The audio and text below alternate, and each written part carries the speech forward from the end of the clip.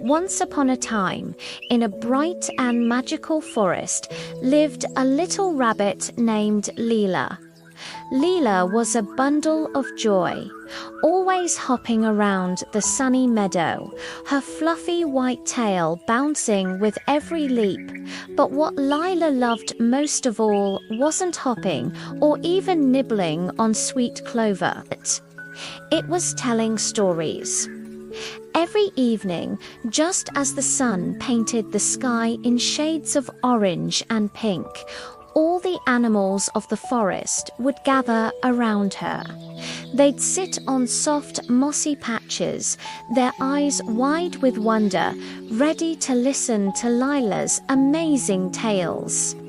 One sunny afternoon, as Lila was practicing a new story about a grumpy gnome, she heard a soft, sad cry. It came from the roots of the grand old oak tree. Hopping closer with her ears perked, she found a tiny bird with beautiful blue feathers. One of his wings was drooping, and he looked very scared. "What's wrong, little one?" Lila asked gently. The bird sniffled. "My name is Pio, and I've hurt my wing. I can't fly back to my family." Lila's heart went out to him. She looked into his teary eyes and promised with all her heart, "Don't you worry, Pio, we'll help you fly again." True to her word, Lila didn't waste a moment. She called for her best friends. First came Benny the bear, big and cuddly, with a heart as sweet as the honey he loved. Then came Timmy the turtle, slow and steady, but the wisest animal in the whole forest. And finally, Foffa the fox, clever and quick, with a knack for building things. They were a team. Benny lumbered off and returned with a glob of golden honey on a leaf to give Pio strength.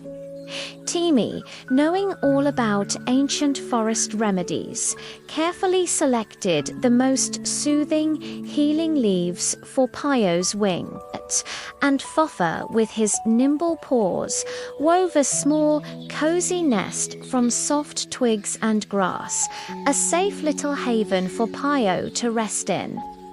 Every night, while Pio was healing, Lila sat by his side and told him her most wonderful stories. She told him about brave knights, sparkling fairies, and faraway lands made of candy. Her stories were like a warm blanket, keeping Pio happy and brave, making him forget all about his sore wing. Days turned into a week, and then another. Little by little, with all the care and love from his new friends, Pio's wing grew stronger.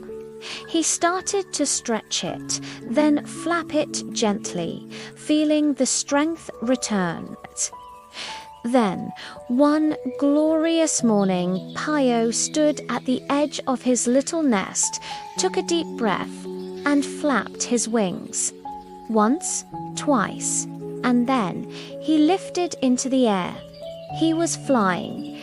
Everyone cheered as loud as they could. Hooray! Pio can fly again.